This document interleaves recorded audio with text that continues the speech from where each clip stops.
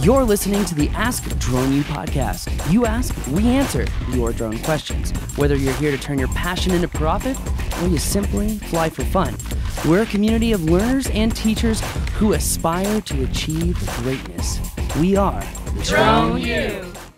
Hey everyone, welcome to another awesome episode of Ask Drone U. We're going to make this a quick one because I'm going to take Rob out for a beer. I'm kidding. No, you're not, actually. That's funny, though. I'm Rob. Welcome to episode number 709. Glad that you're with us. As always, we appreciate it. Never going to stop saying that. And he really does appreciate it, and he's going to appreciate this beer. But don't forget, you can't drink and drone. So if you do go out for a beer, make sure that you don't fly afterwards. I think that's really important. So, but anyway, yes, welcome to another show. We're really excited today. We're going to be talking about the best way to market yourselves. And I think it's really important before you think about marketing any service that you provide to think about the 4 quadrants or 4 types of clients that you could go after. Mm-hmm. And don't forget, that's low maintenance, low profit, low maintenance, high profit, high maintenance, high profit, and high maintenance, low profit.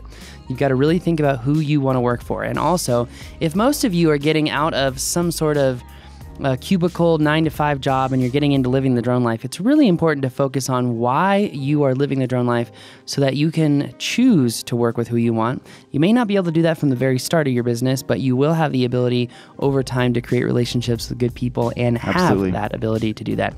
But anyway, just want to say special thank you to everyone who has supported this show.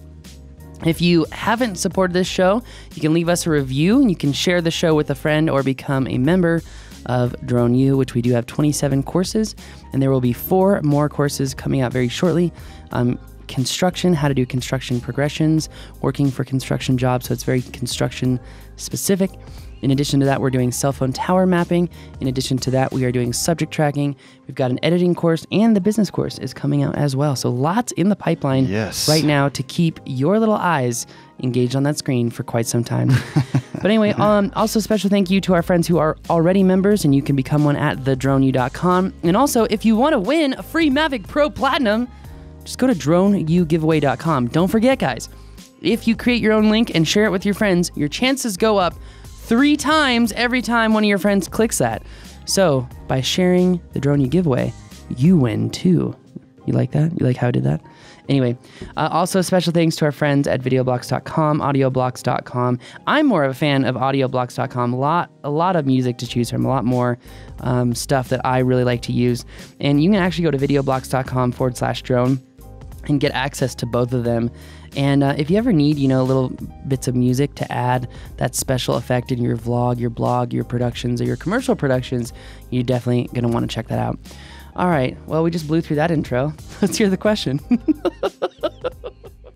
Hey, guys. I just have a quick question. I'm looking to get appointments with real estate houses. I'm wondering if you can tell me who is the best contact in a brokerage office to solicit for setting up meetings or presentations.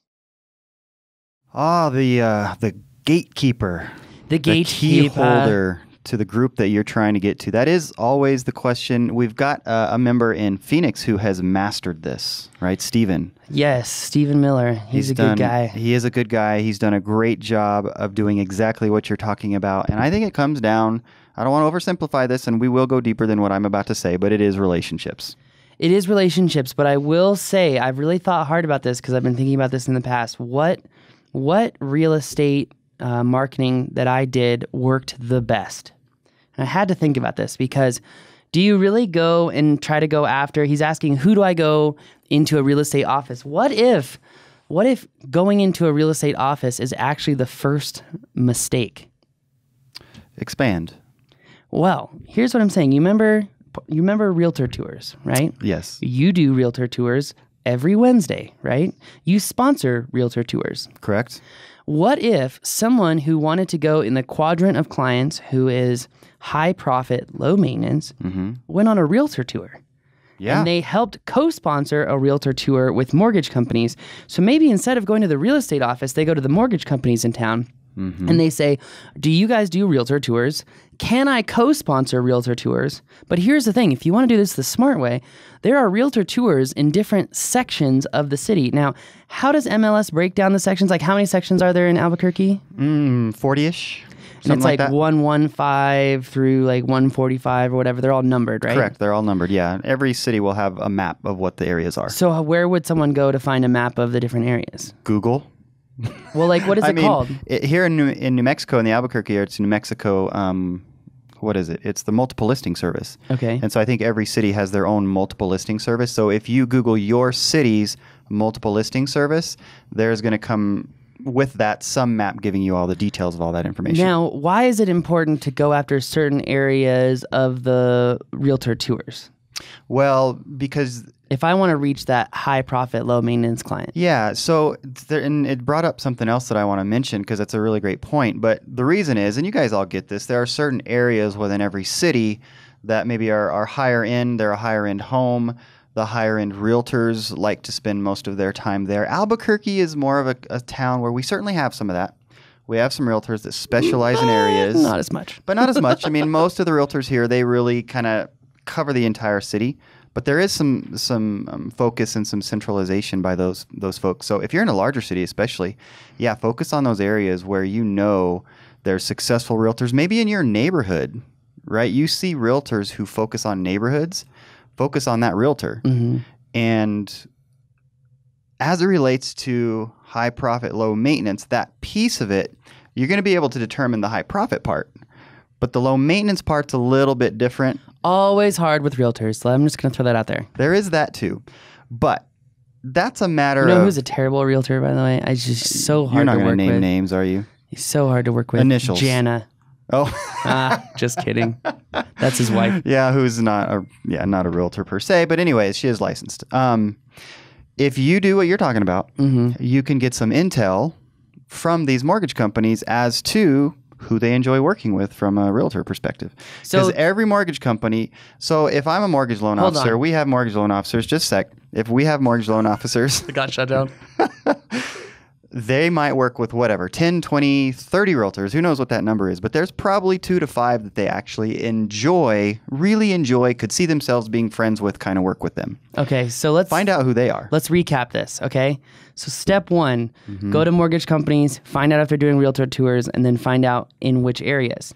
Most of them probably aren't, so you could actually help the mortgage companies by telling them how, and I don't know how that would help you, but 95% of mortgage companies are not doing realtor tours. But how would you say realtor tours are a major beneficiary of your business as a mortgage company? Absolutely. It's been great for us. So next question, or let's go back to the recap. So step 1, go to mortgage companies, not real estate companies.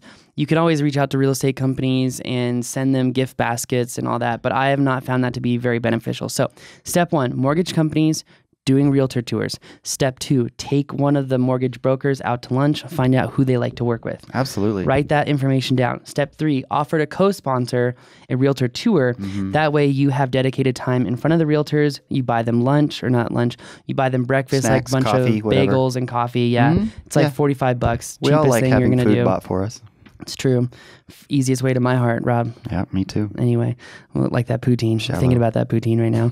Anyway, so also what then they would do is go on these realtor tours. They've got to have marketing cards that showcase the different packages they're willing to offer, because realtors like packages. They want a whole suite. They want interior photos, exterior photos, aerial photos, and they want a quick little video, normally under 60 seconds. Upsell sunset, upsell metadata on those imageries, upsell maybe having a Fiverr person post it around for you. There's always different upsells that you can go. Right. Now, once you've done that, you've also got to say how it's going to help them specifically. So explain metadata, explain the videos, and explain bringing someone to the house without having for them to be there. So you're saving their time, you're showcasing their house in a nice limelight, blah, blah, blah, blah, blah. Absolutely. You have got to tell them how you are going to save them time and money. Absolutely. And by the way, probably even better than going to mortgage companies, because again, a lot of them don't do realtor tours, is to go to title companies, right? Escrow companies, they might be called where you're at. But they're typically the companies that are behind most of the realtor tours. True. They're the people that we learn from. So everything Paul just said, you can just convert that over to title as well as mortgage companies. Gotcha. Both will work. So I feel like this was really good information. I hope so. I mean, if I was out there and I was trying to get into the real estate space, that's definitely what I would do. But in terms of going to real estate companies and getting into their meetings, a couple of ways you can do that. One is to get to know a realtor who's got some pull in that particular office and can make it happen. So that's one way. The other way is the receptionist. That is the person in every office, right? And if they like you, they can probably get you on that meeting agenda because they have a lot of power oftentimes. So that's the person you want to butter up. Yeah, that's a good point. One other thing that you can do is realtors always have parties, and the luxury realtors really, they actually have a lot of parties around the holiday season. I actually wanted to do a webinar on this, but everyone wanted to ask questions about mapping instead, so blah, blah, blah.